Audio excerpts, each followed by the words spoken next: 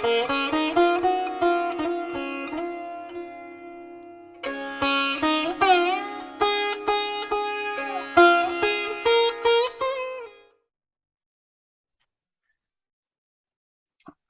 and welcome once again to White Lotus of Light conversational series. And I am thrilled and honored to have Mark Stavish here with me today. And Mark is a respected authority on Western spiritual traditions. He's the author of 26 books published in 7 languages, including The Path of Alchemy and Kabbalah for Health and Wellness. He is the founder and director of the Institute for Hermetic Studies and the Louis-Claude de Saint-Martin Fund.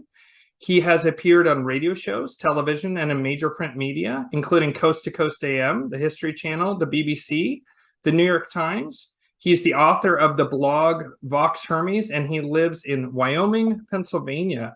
And I managed to get Mark on the show because I overheard that he had a promise that he would do interviews based on this incredible and, in my opinion, groundbreaking work, Egregores, the Occult Entities That Watch Over Human Destiny, which is an amazing book on a once obscure, but I think critically important esoteric or occult concept of the Egregore. And so just first off, Mark, how are you doing today? I'm very good. Thank you for the invitation to be here.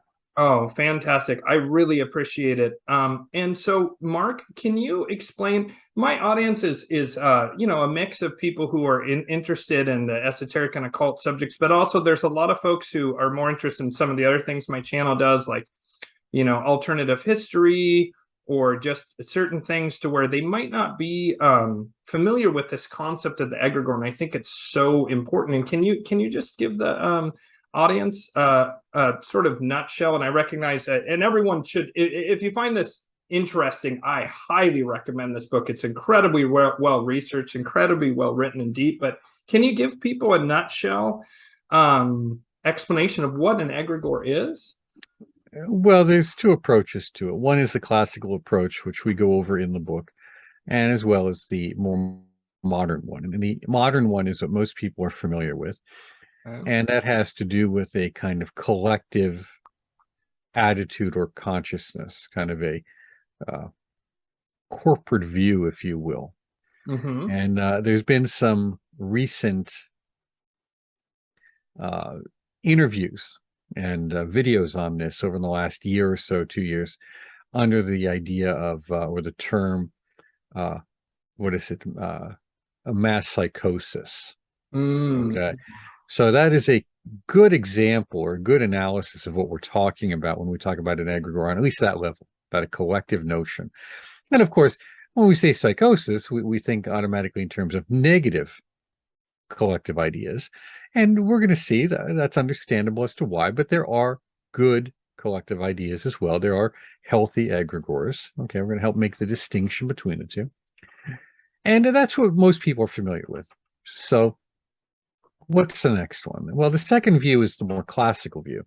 And this has to do with what constitutes an egregore metaphysically. So we see it as just that, a metaphysical entity that stretches here from terra firma with human beings down at this end, a host of astral entities or beings in the middle, and some intelligence at the other end. So it's kind of like a giant funnel, if you will.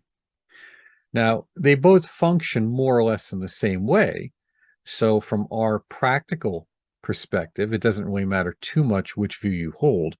It's what's important is that you begin to recognize that these things do exist.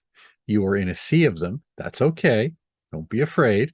Just learn to recognize them so that you can make an intelligent decision about which one I want to be in and which one I don't. And a perfect example is this. You see many people who get involved in religious, social, or political movements. Those are the biggest ones. Those are often the most difficult ones to get out of because they're so ideologically driven and idealistically driven. Okay, because your idealism in many ways is used against you in those. So it's easy to see an egregore there. It's easy to see the collective view, okay, of different groups in that sense. But they exist on another level. Your PTA has one. Your local school board has one, your your knitting club, your bowling league, all of them have varying degrees of egregores. And the question is it healthy and helpful to you, or is it hindering you? Or is it neutral? Some are neutral. Those are weak ones. We don't care too much about those, so we don't even think of them. It really does. Being in this group give me what I was told or thought it would. And that's just a question. This is not a moral decision, and we even say an ethical decision. It's just of, am I getting out of this relationship what I'm told or what I believed I would get from it? So, Mark, like with, I've heard that sort of, I think one of the best ways for people to wrap their minds around this on the more mundane level, sort of the modern explanation, is the corporate egregore or a sports team egregore or a political party egregore. And so it's a bit from the mundane explanation, the more psychological perspective, as opposed to the more esoteric, magical, classical perspective, which I actually prefer and tend to think is the more accurate and full definition. But from the more practical, mundane perspective, it's that feeling of getting swept up in like sports team fervor, or that feeling of like, gosh, the Democrats have to be defeated, or the Republicans have to be defeated, or whatever it might be with party politics. It's that feeling of being swept up in sort of like that. To some degree, would you say mob mentality, to where you no longer feel fully in control of your own emotional response and your own mental processes, and that you become invested and identify with? Do you think? Well, exactly. I mean, this is the notion of it. The whole notion of everything is identity. What do I say I am? Now, I dropped my son off at school. Okay. It's a nice campus. My wife graduated from there. As I'm walking through and driving by, I noticed they have all these banners up about the school logo, what it means to go to that school. So the idea is, and you see this on many college campuses today, but private schools as well. And of course, the parochial school system was built around this notion, although it was in a different sense, that everything at that campus is designed to keep the students on campus. That is designed to prevent them or keep them from moving off campus. Now, this has a financial goal. Why have them go off campus for coffee when they can buy it here? Okay. Why have them go there when we can profit from it? But the whole signs, the banners, the language is all about how great we are because we're here, how great we are because we're part of this institution, how much we identify with this institution and its values. Those are shared values, shared vision. Okay. And in some instances, it's okay. But, when I first noticed it and I brought it to my wife's attention, there was a strong notion of religiosity to it. Okay. So things can go, in that sense, a little bit too far. And, you do see the same thing. You lose your sense of self. You see that with people in crowds. And that can be okay. That's how many people have great and profound, insightful experiences. I hesitate to call them mystical, rather maybe more mysterious, but it gives them a glimpse of something other than a narrow, limited sense of self. So that can be very beneficial. On the other hand, it can also be a form of possession, where you are swept over with these ideas and feelings and beliefs that previously weren't registering in you, and now you are hanging whatever the banner of the week happens to be from your flagpole or your emoji or your icon on social media. These ideas aren't really yours, and you haven't really thought about them. You're just swept up in the emotion, and it is the emotion. It's wrapped in an idea, but it's an emotion of the moment. And we see that a great deal. So I think that probably gives people a sense of the mundane explanation, and just to like reaffirm that. I mean, I'm sure that audience members have been at concerts where there's a very famous person singing and dancing around on stage, and everyone's attention is focused in that, and everyone's swept up by the emotion of the showmanship and the music, and that might be more of a temporary egregore, so to speak. But I think to concretize this idea more for people, it's that feeling you get when you're super invested in sports. And I think a lot of the audience will understand that even if they themselves haven't been stepped in it, surely they have a family member, they have that uncle who's watching the Green Bay Packers and goes absolutely nuts when there's a touchdown, and breaks down and freaks out when the other team scores and the game is over.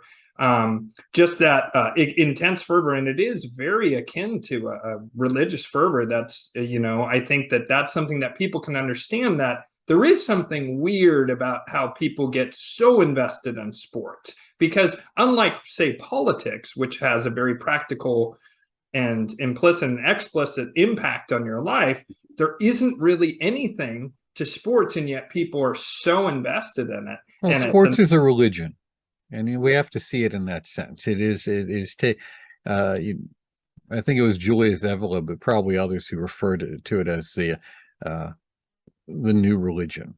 Okay, and he was quoting off of was it Marx that said religion is the opiate of the masses? Yeah. Okay, well, sports is the opiate of the masses. Very and true. and that's what it is, and that's okay. At least in the United States, I should say. It's in a few other places, but not to the same degree. I mean, they're really hung up on soccer there, but it's not the same fervor where you go. I mean, we used to joke about it. It's still here. I mean, high school sports make it on the local news here. Yeah. And what that does is that goes back to a time when, again, the image, the egregore, the fantasy, the emotional context was that high school was the high point of your life. God, I hope. And then, I mean, then after that, you ended up either getting drafted or go to work in a factory. Well, that has changed a lot in a lot of different ways, both for better and worse. But the notion of the team player, the heroic effort, and this isn't to put athletics down. Athletics are wonderful. Healthy mind, healthy body. It's just a matter of perspective.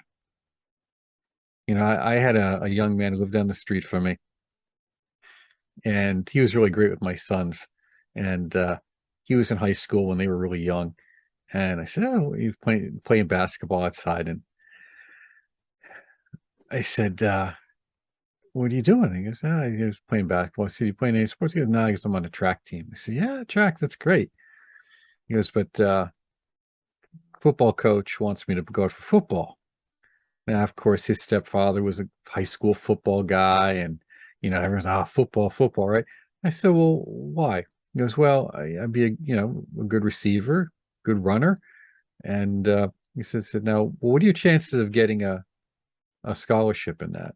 He goes, "What do you think's pretty good?" I said, "What are your chances of getting a scholarship in track?" He goes, "Oh, really good." I said, "Okay, well, think of it this way. That coach has a vested interest in winning games. You have a vested interest in not getting injured. Right. So when you have that ball, they're all going after you. And that's going to wipe out any scholarships you might potentially get with an injury." Yeah. And the look on his face was like, yeah, no one explained that to me.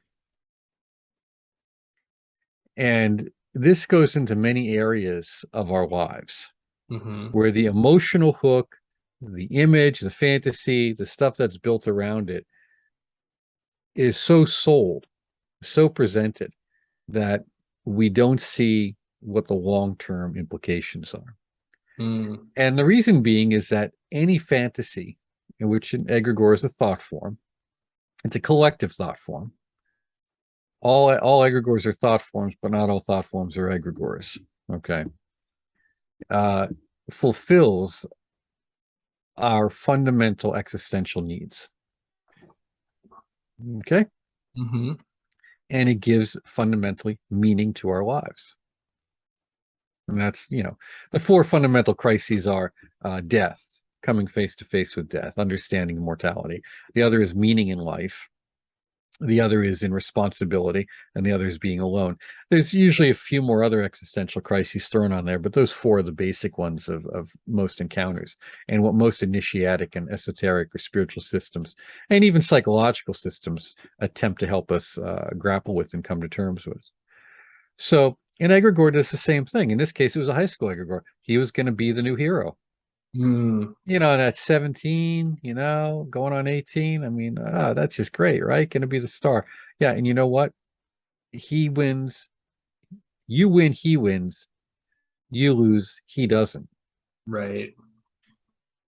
So this is what I meant about relationships and promises and how the idealism and the fantasy hooks us in.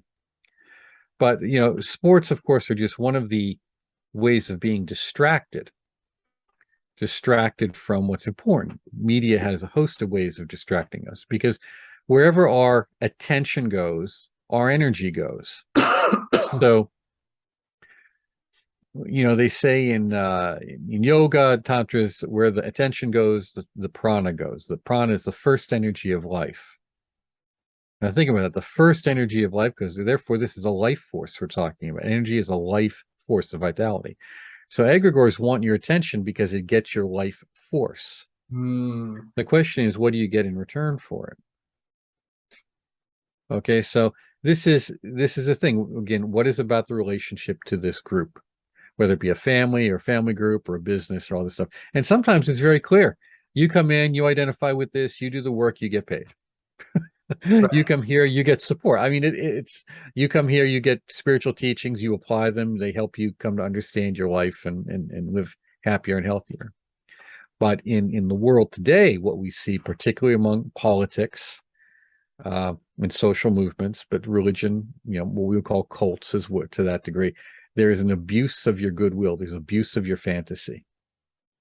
Yeah. And dreams are sold that are they cannot be realized. Unobtainable, yeah. Unobtainable, unrealizable dreams, particularly around, utopian visions of the world and that type of thing. Utopianism is the biggest one. Wow. Heaven on earth. We're going to bring you. You will bring heaven on earth. You're the vanguard of the future. I'm a teacher. I touch the future. I teach. Yeah. So, Mark, and you kind of like started to talk about it with the vitality and the prana and where your attention goes, your focus and energy and prana ends up going, and that the egregores want that. Then I do want to now shift gears because basically the rest of my questions are in line with the more ancient definition. So I believe that you said Victor Hugo is the first person to have mentioned egregores in Western literature, and then was it Eliphas Levi, the French occultist, who kind of like further concretized this idea in the Western esoteric tradition? I believe it predates even either of those gentlemen in the 1800s, but that's when it was sort of first brought to the more public consciousness, away from probably a more mystery school, secret society, various traditions that I am guessing. Well, I think that the question is, what is the point something comes into the popular culture? And from what I was able to discover, that was in the book. It is around that time, and the idea becomes more popularized. However, the notion of a collective form or collective force has always existed. It just has had different names. Okay, and the word egregore is Greek, and of course we never say it properly, at least because I don't. I rarely pronounce anything Greek. So we do, it's a tomato situation. We say egregore to keep it simple. It means watcher. Well, what is this watcher? Where is this watcher come from? Who is it? What is it? And is it solely created from the thoughts and aspirations of its adherents, or is it, as we said, a semi or completely sentient and independent being? There are many questions there. But you see in the church, okay, you have the community of saints, okay, the mystical body of Christ. I mean, that's a very profound and significant point of theology. That's an egregore. Okay, the mystical body of Christ. Then we have the notion of the various communities of the bodhisattvas in Vajrayana, okay, and other forms of Buddhism. Those are egregores. They're whole, because they're a whole chain of beings, okay, that are wrapped up in those. Sometimes we refer to the households of the faithful, okay, in some schools. And then, of course, we have the ever famous invisible church from the cloud of unknowing. This invisible inner entity. So that is composed of a host of illumined beings. So this notion has existed, it's just a matter of what it's called, in what time and place. And so in the more classical definition, which is what we're going towards now, it's not merely a matter of a bunch of people kind of get together and they get swept up in the excitement of a sports team. It's much more profound than that. There is sort of the material world, there's a bridge to the astral realms, and you were saying earlier that there's an intelligence that exists beyond the astral realm that's being connected sort of via a conduit between the astral realm and the material realm, and then wherever this intelligence exists. One of the questions I guess I want to ask is, my audience may or may not be familiar with this, but 3, to me, semi-related concepts in Esoterica are the Egregore, the Tulpa, which is a personalized thought form in the Buddhist tradition, the Tibetan tradition, more accurately, probably. And then there's also a even more limited version of that, which is a psychic thought form construct called a servitor, which is more, to me, mechanical and has less self-awareness. Can you sort of describe what your thoughts are and the differences between those 3, or do you see them as related at all? Because I see them all as kind of thought forms with increasing levels of complexity and intelligence. And do you have go ahead. What we have is the question of what is the power of thought. Okay. Within the egregore, with all spiritual practices, we're fundamentally coming down to the question of, what do I identify with? How do I overcome my narrow and limited sense of self-identity? And I think the great quote from Henry Ford was, whether you believe you can or you can't, you're right. and this is the fundamental basis of all esoteric practice. Who am I? What am I? Where am I? Why am I? What is this I-ness? And then how do we fully express it? So we talk about self-realization, to realize ideas about ourselves, and then self-actualization, to bring that into some form of action or expression. That's where the power is.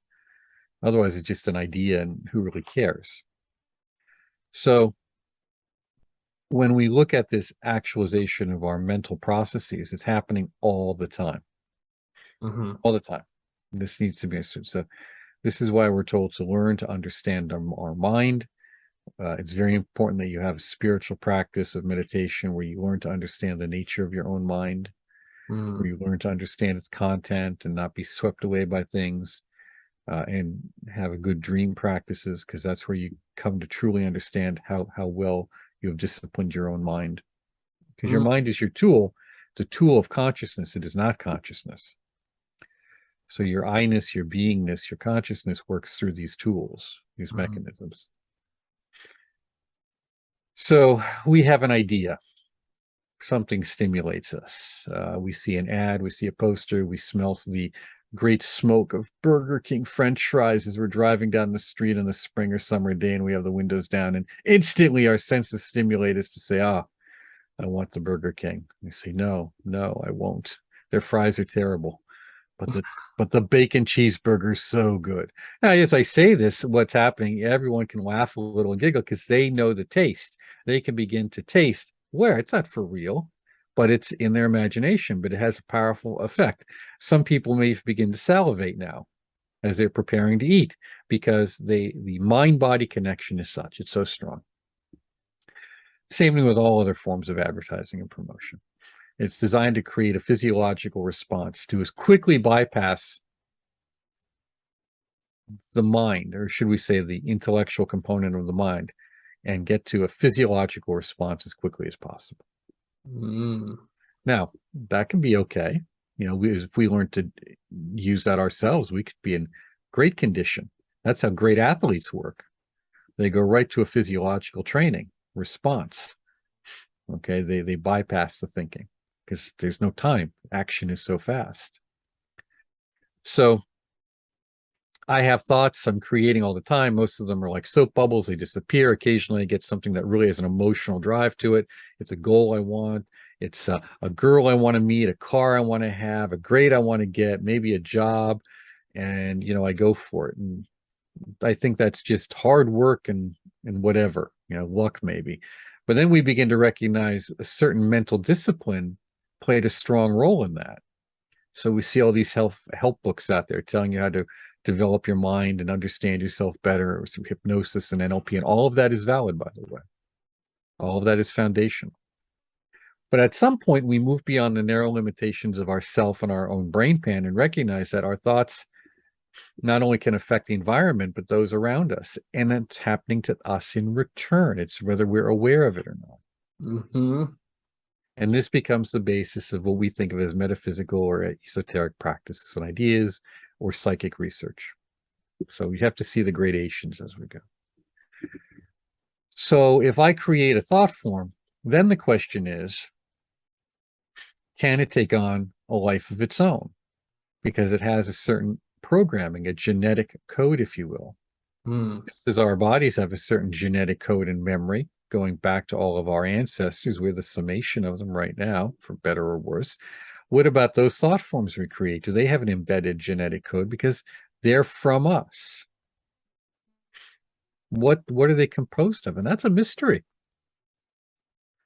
Okay, I don't think it's something that can easily be discussed. But it does exist. So the question is, can a simple thought form become autonomous? Well, of course. Does it happen often? Rarely. It doesn't have enough juice. And if it does, is it for better or worse? It all depends on what the thought form was. Now, I think that when we look at thought forms too, we have to recognize that a thought form is a form like a vehicle, an automobile. Does an automobile work on its own? No, it needs a driver. Okay. Even a self-driving car needs a driver. Someone to tell it where to go and what to do. So then the question arises, can the thought forms become a vehicle for sentient beings in its dimension that take it over? There's some serious discussion about that. And I would generally say, yes, it is possible if they're not properly constructed or taken care of. Just as your house can be taken over if you don't lock the doors. So a lot of this isn't terribly complex. It's not really mysterious. It's just a matter of understanding that our thoughts are powerful if we choose to allow them to be. They have an effect on us and on others. So our thoughts can become truly things. And not just through our physiology and our nervous system, although that's the basis of it, but in and of themselves. And this comes down to the point that, Alexandra David Neal mentions in her book, Magic and Mystery of Tibet, where we hear the story of the Tulku, or excuse me, the Tulpa. They're both related. The Tulku is a magical emanation, really a form of sexual magic in many respects, through Vajrayana, but is a magical emanation to create a form which is desirable for the incarnation of what we would call higher spiritual beings. Okay. The word tulpa, which she uses, which some people question it, but that's not the point. We're using the duck test here. Does it look like a duck, walk like a duck, quack like it? What's a duck then? Okay. This is a magical emanation of her mind, which she creates, and she tells the story. of how she makes this monk takes a tremendous amount of effort, and then other people begin to see it, and then it takes on a certain life of its own and becomes problematic for her. She has to struggle with it to disintegrate it. Well, how many of us haven't done that in our own lives? Maybe we didn't create something others could see, a thought form that become tangible, but how many of us haven't created something in our lives that became overwhelming to us? It possessed us. We were so focused on whatever that happened to be that it blocked out all other possibilities and was working against us. For example, you see people who are obsessed with health. It's very good to eat healthy and exercise. Yes, eat right, exercise.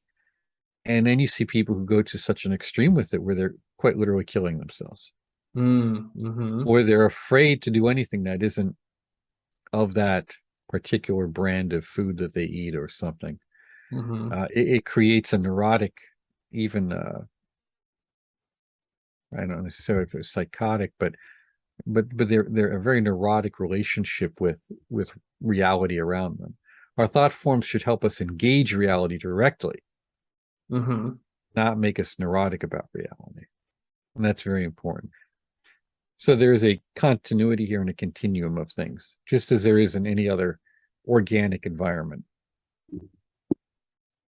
Okay, so I wanna ask another question sort of in that, and then I have a more broad philosophical question about currently unfolding events. So this egregore is a collective thought form manifestation to where multiple people are connected to it. The technical aspect is very interesting to me, this idea of that it's something that uses the astral realm to connect with us and acts as sort of a conduit of information and also energy that goes back and forth. Hence the thing that you said many times of, how am I benefiting from this connection to this egregore, or how is it perhaps harming me, or is it less likely to be neutral, or we don't care as much about those ones.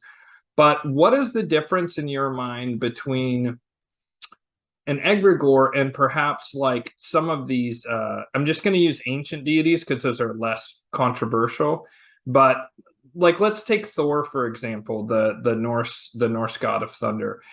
In your estimation, and I recognize that this is slightly off the topic of egregore, do you think that Thor has a existence that predates the worship or conception of Thor as a god, or do you think Thor was a human who was deified and then sort of an egregore arose around that? Do you think that most human deities are egregores, or is there a deity that has its own existence and then there's an egregore that perhaps is some sort of image or people's collective vision of that deity that exists separately? Do you see them as one and the same, or do you see an egregore and a deity that exists independently of humans? Like what is your thought on that, using, like I say, for example, remember that we're looking at something that is interrelated. Okay, so there's families, if you will. There's grapevines. So when we talk about it in terms of a very simplistic sense. Probably one of the easiest ways to look at it for some listeners who are familiar with Kabbalah, modern Kabbalah that is where they may see where they look at a sphere on the tree of life, and then they say, okay, well, that's Netzach. Okay, good. Well, that's Tiferet. Okay. It's Jupiter. That's Hesed. Okay, well, Hesed is Jupiter. No, they're not. Jupiter is an energetic and very physical expression of some very abstract, barely intelligible for most people, ideas and energies of Hesed that are very wide. But it gets narrower and narrower as it comes into our realm of expression, because otherwise there wouldn't be a realm of expression. If there wasn't a limiting factor, nothing would exist. Everything is based on limits. Okay, So this narrowness is required for something to exist. But in that narrowness, there can be other relationships, like a family of ideas, a family of forces. So when we look at Thor, the god of thunder, then the question is, well, what are the qualities? Because those qualities, well, thunder, that would relate to Jupiter. But he has other qualities too that are very martial. So some people like to simplistically peg it in, well, Thor is thunder, therefore it's Jupiter, or Thor is a hammer swinging guy, he's got to be Mars. And then they disagree with each other. Right. Well, because it's not that simple. So then do we express archetypal energies ourselves? If we didn't, there'd be no purpose to astrology.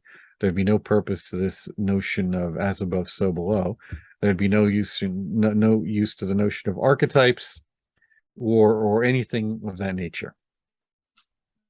Because we are expressions of these energies on different levels, some more complete than others. Okay.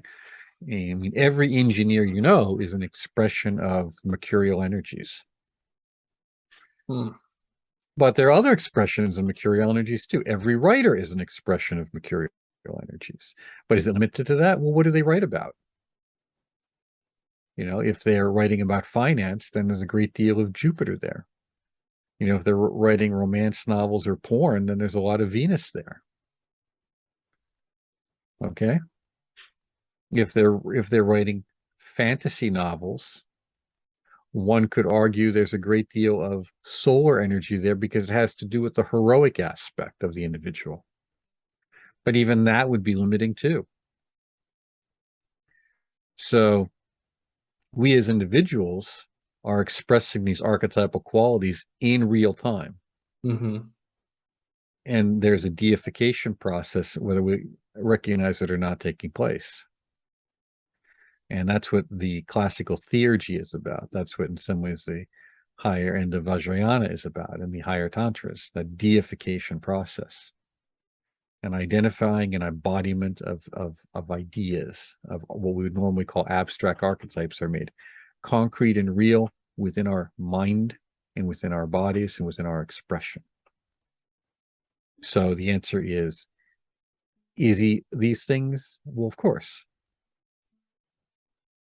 It just depends on where on the spectrum you plug into it. So and that's amazing, like that there was a lot of information in there that I think is super useful, but I do want to try and pin you down a little bit more. Do you think that these deities have an independence of human worship, or do you think that they're a result of human worship, or do you think that those two things are kind of like occurring parallel? Just in your opinion, it would be you'd have to look at each on an individual case. Okay. Because there's going to be deities that are created by human beings in their worship, and build it and they will come. Like I said earlier about the vehicle, right? You create a cult of worship and it's going to attract invisible beings to it. Interesting. That are appropriate to that form. Just as if you leave your door open, you're going to attract beings to it depending on your neighborhood, or maybe someone is wandering through your neighborhood. So it's not a simple matter. And well, do beings exist? Well, we exist. We have a life cycle. They have a life cycle too. It's just probably much broader and longer than what we come to think of. So you may have a life cycle for these beings for 1,000, 2,000, 5,000 years. But we see even in the study of cults, that these religious practices, they change. They absorb their neighbors. Egypt is a perfect example. All of the Egyptian deities were local deities that then became, now they're international deities. Okay, same with the Indian diaspora, as they like to call it. Everyone go into Walmart and there's a statue of a Ganesh there. So yeah, I mean, that's it. Okay. What matters most is how closely do we connect to it? Right. What is our relationship and how are we interacting with those forces? Yeah, I think that's really is the more important question. So with all this in mind of egregores and how they operate, what in your opinion, and again, this is just pure opinion, what do you think are the most powerful and influential egregores here in 2022 with our sort of postmodernist scientism as opposed to, you know, the scientific method that's sort of I would say religiosity that has arisen, especially in the past 2 years around it. I certainly am personally concerned with um, this aspect of scientism that is transhumanist, and that seems to also have a real depth to it that seems well beyond that it's arising spontaneously and organically, but feels to me extremely directed, and I would argue directed by very dark occult forces. But what do you feel? I realize I sort of loaded that question with what I just said, but what do you feel are the most important kind of egregores you see moving in society right now? Well, they're ones that have always been there. Mm-hmm. It's just that simple. Because an egregore essentially appeals to your ideal, your idealism. Mm-hmm. What is your highest sense of self? Mm. Remember, it's answering existential questions. Mm. Remember that. You have to keep that in mind. The egregore serves as a function for you to get answers to existential crisis. Wow. Okay? Yeah. So if you're afraid of death and dying, well, then you want to know that there's something out there afterwards. If you're afraid of, if you have no meaning in your life, you want something that will give you meaning. Mm-hmm. Okay. If you don't have responsibility, you want something that will pretend or actually give you responsibility. And again, aloneness. How do you deal with being alone?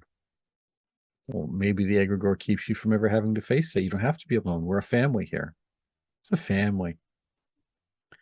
How often haven't you heard that? I remember I was at one place of employment, and the executive director was a wonderful fellow, said something, oh, we're like a family here. And I said to myself, I almost said to him, I said, well, I have a family. What I'm asking here is, what is the pay? Right. Okay. You understand? So we have to look too at, general semantics. Mm. In general semantics, there's three basic rules. You never solve a problem by the following: going to extremes. You don't solve a problem that way. You never solve a problem by generalizing. That is like in that emotional sense where generalizing is the extremes by emotionalizing. Emotionalizing. Making it about emotions and feelings. Mm-hmm. You never solve a problem by personalizing it, making it about a person.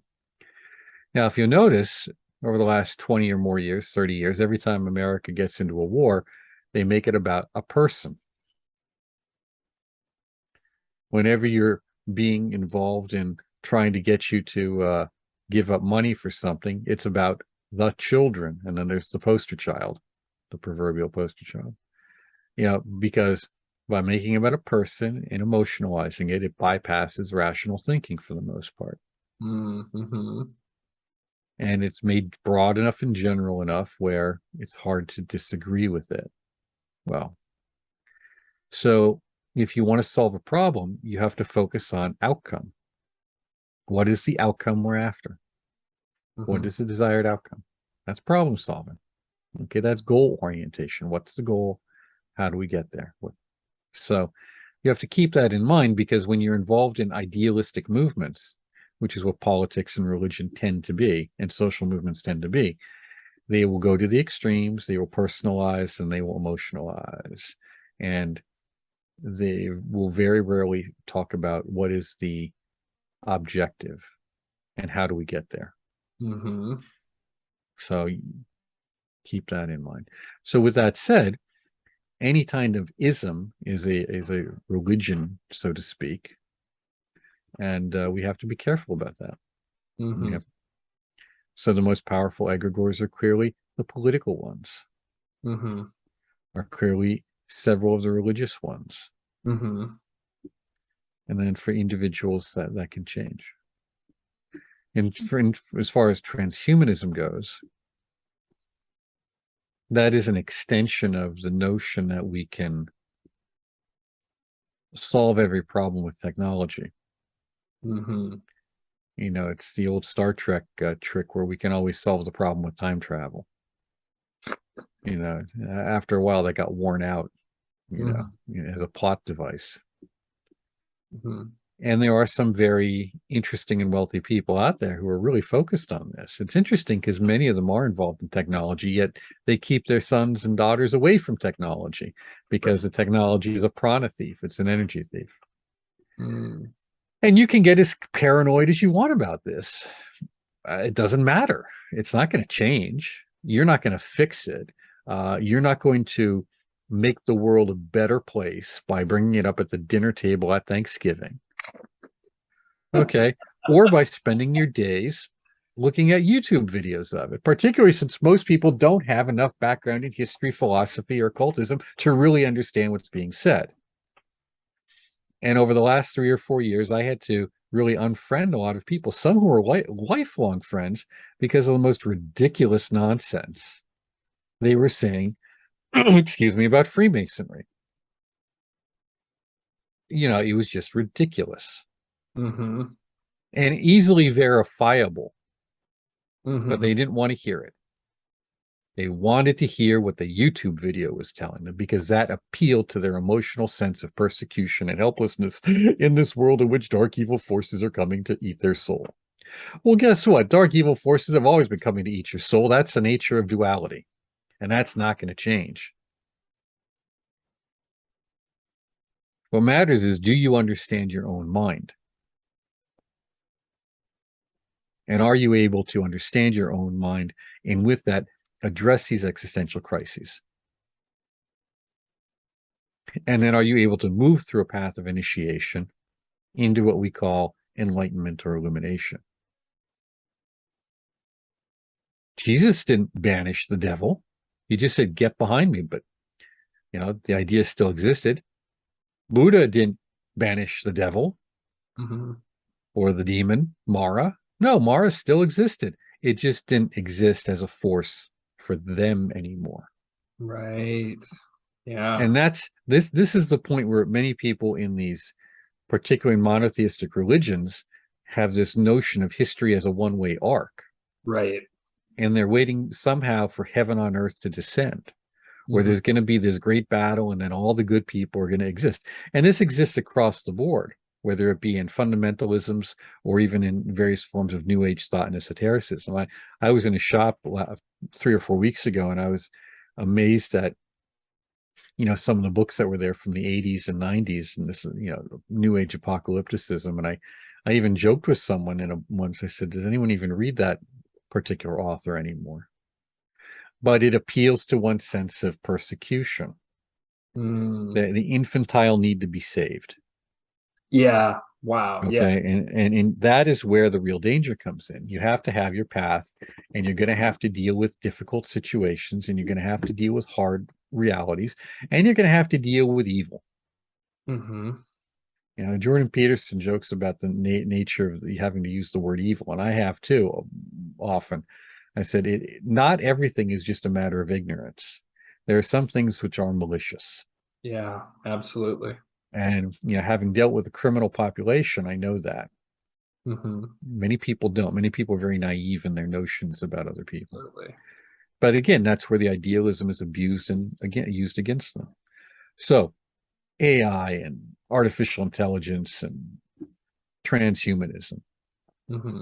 Look, you didn't get the memo. You're not part of that club. Stop worrying about it. That's not in your framework. That is not in your scope of action to do anything about. And except get it out of your head. because it's taken up important real estate. Mm. The only thing that is within your scope and capacity to do is to know yourself. Mm. Okay? Mm-hmm. And the sooner your listeners get that into their heads, and I Mm-hmm. say this to all the shows I'm on anymore, Mm-hmm. then the better their lives will be and the more powerful they will be. The more ability will their thought forms take on to create positive thought forms. Because when you're obsessed with these transhumanist types, that's just your energy, your chi, your prana, your whatever, going to that ideal rather than to your own awakening. So what you're doing is you're creating the very thing you're afraid of by focusing on it so much. Yeah. So where do you see the line between, like, do you think there's any value at all in I don't know, alerting people to these dangers? I understand that there comes a point to where it becomes dysfunctional, right? Like I used to, I had a very profound spiritual awakening in early 2001 that included a vision actually of what I recognized after the fact, 9/11, the 2008 crash, and then, the unfolding events since 2020. Like I saw all three of those in symbolic form.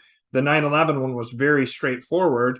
And so when 9/11 happened a few, 8 months later, it was a huge shock. I realized at the time that the narrative we were being sold wasn't accurate. And my personal spiritual awakening process, which is still unfolding, of course, went hand in hand with sort of dark nights of the soul around political awakenings, and that there are, in my estimation, whether you agree or not, you're free to disagree with this, but in my estimation, people who direct the affairs of the world or have been directing them, I believe that cyclically they're going to be losing power fairly soon, but that these people were sort of dark magicians and were manipulating the consciousness with black magic, all this kind of stuff. And I had to go through a period of time where I had these like real crises, and it was also informed by my own trauma from childhood. And I had to go through a period of time where I felt like need to grapple with this information, but there then became a point to where I became obsessed,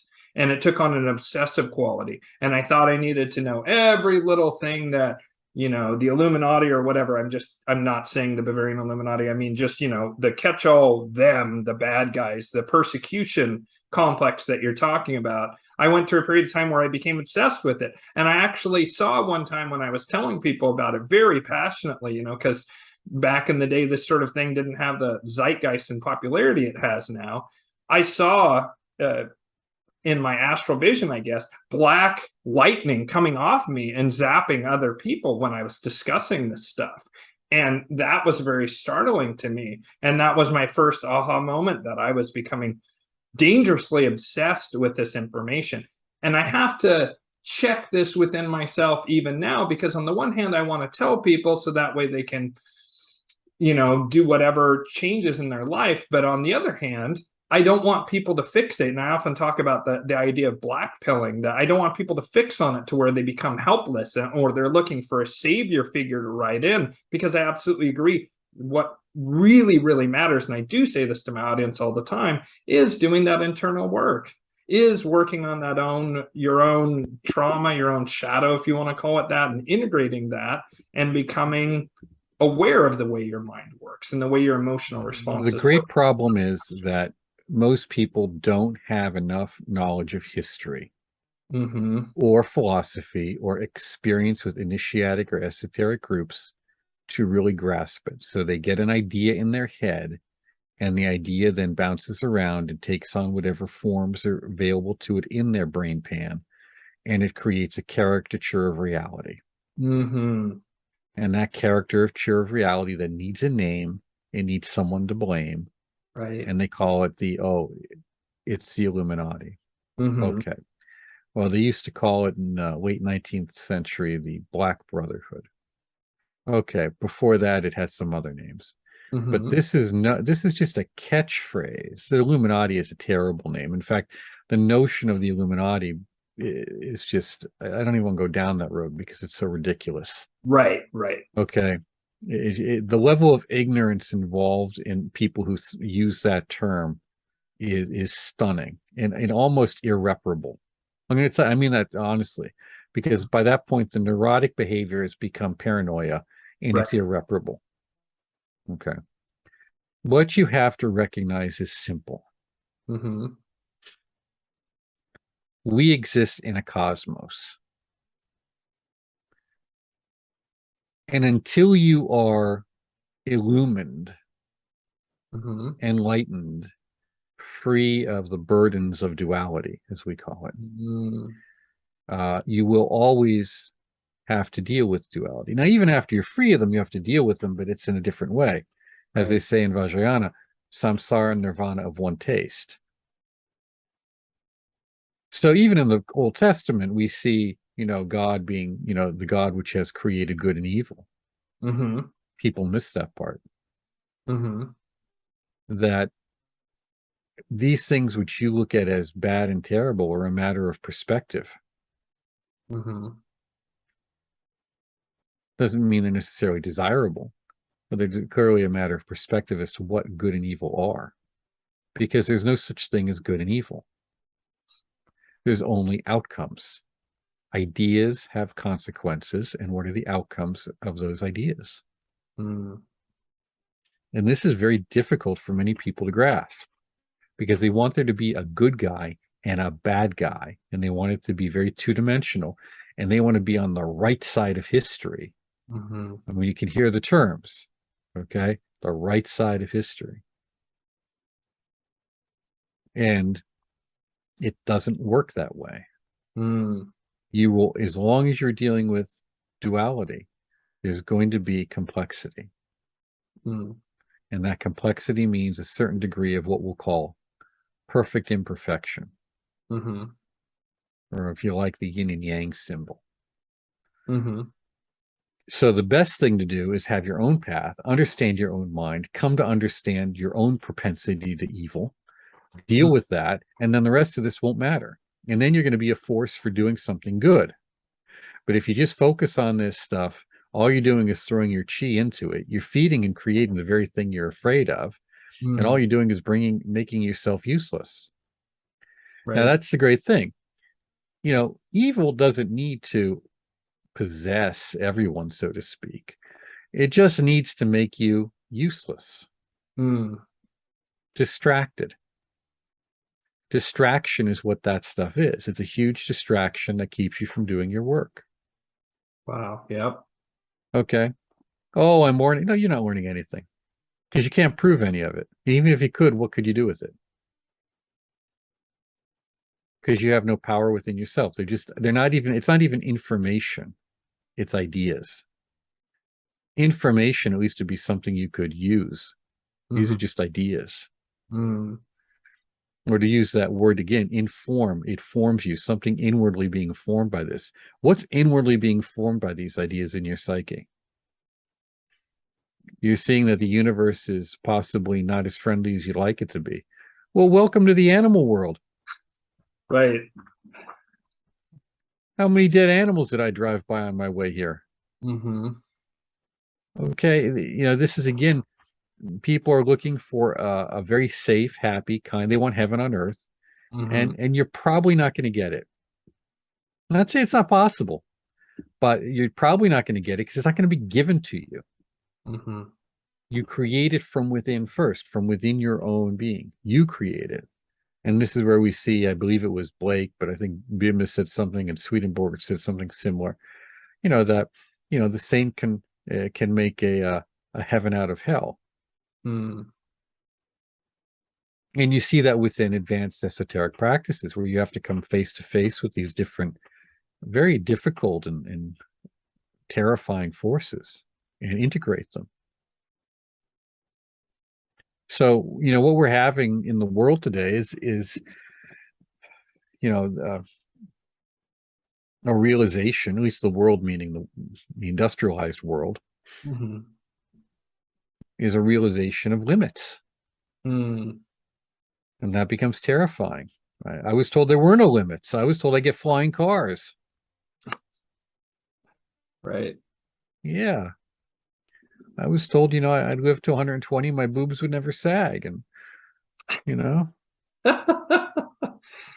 Yeah. Oh wait, and that oh wait, I can put my consciousness because I'm into a robot. Well, we don't want to go down that road as to what is or isn't possible. But the fact is, you know, if that's how you're going to sustain yourself, you've got problems that need to be addressed. Absolutely. And within a certain framework, that might be desirable. Mm-hmm. In a way, we do put our consciousness in robots when we send them to the deep sea or we send them into ruins to find people who are trapped underneath. Our consciousness goes through that camera. It doesn't take up a permanent housing there, though. Right. So I think that, again, bringing it full circle, yes, dark, destructive forces exist, and you can blame God for it if you believe in a God. And that's the way the universe is set up. Mm-hmm. Because otherwise there'd be no reason for any of this. Now, if you don't believe in a God, a creator God, and you believe in just the eternal nature of a being, a kind of which is more of a Buddhist perspective, then that's the same thing. It is what it is. Mm. It's an arising of forces, an arising of conflict of ideas. Some of them survive, some of them don't. It's okay. The question is, are you self-aware? And I can't say it enough. As it said over the temple of Apollo at Delphi in ancient Greece, know thyself.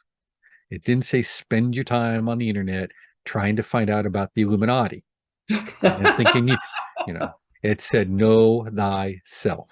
Mm. So then just to tie that off, and then actually we'll take a short break and go to part two, and whatever amount of time you're able to grant me there is fantastic and appreciated. Do you think that there's any value at all in people coming to that realization as a step of I mean, it almost felt like for me on my personal journey before I started to shift gears into exactly the kind of internal practices which are still ongoing. I'm not enlightened. I would never claim that. I mean, maybe not never, but I certainly cannot claim that currently. But I've done a tremendous amount of spiritual work with various different spiritual teachers, and even tenfold that, 100-fold that on my own, in order to gain that sort of emotional and mental mastery that you're talking about. But I can't help but notice it was like a pivotal step was I almost had to be shocked out of the mundane reality of, like eating, sleeping, like desire to procreate, all that kind of like basic animal, Maslow's hierarchy of needs stuff that I almost had, for me personally, it was my awakening to like how politics worked, and that it wasn't just like there was a good guys and there was a bad guys, but it was all manipulation to some degree. That whole process of awakening did seem to lead me to a point to where I had to almost reach a nadir of despair in order to be like, wow, the material world, what can you do about it? Before I then was like, the answer is spiritual in nature. The answer is knowing thyself. The answer is doing this inner work. And I mean, I do always tell people that on my show, like I make that clear. But do you think there's any value whatsoever into telling people this kind of stuff, or do you just think that It's people the value is in the message. So okay. what is the message? The message is that no one comes to spirituality because they're happy with their life. Right. Okay, so many people have trouble just accepting that. So you just start that. You're not happy with your life for the most part. Right. Even within Buddhism, it says, the turning of the wheel of the first teachings. There's three turnings of the wheel, and it's about life is struggle. Some say it's suffering, but life is struggle. We have to overcome problems. Right. I mean, what has happened within the New Age movement is it has taken a lot of these ideas, and the New Age movement is intimately connected with science fiction and technology. You need to understand that. And it has taken a lot of these ideas and in an effort to popularize them, has really turn them into caricatures. Okay. Mm-hmm. I mean, people say, oh, the world is ruled by these black magicians. What is the image in your head when you say that? I mean, you think it's guys in robes? No. You know, it's guys on Madison Avenue or somewhere else doing advertising. Mm-hmm. I mean, you know, do you think that there's, you know, mass child sacrifices going on? No. We have a war. We don't need that. You can get people to willingly sacrifice themselves to the war. Mm. You know, so what happens is these caricatures of reality are created because they're more interesting and fascinating. Meaning remember fascination. Mm. Rather than to see the reality. The reality is horrifying in and of itself. Yes. And that's where the real breakdown takes place. And once you've accepted the reality as it is, mm-hmm. then you can deal with it. Once you've accepted that there are forces, both visible and invisible, that seek to influence you. And you know what? That's just because it's what they do. You know, you're not that special. In fact, you're not special at all. It's what they do. You know, the cat didn't say, mouse, I like eat all mice, but you're special. I'm going to eat you today because it's really personal. Now, to the mouse that gets eaten, it's really personal. But Mm-hmm. for the cat, it's just a mouse.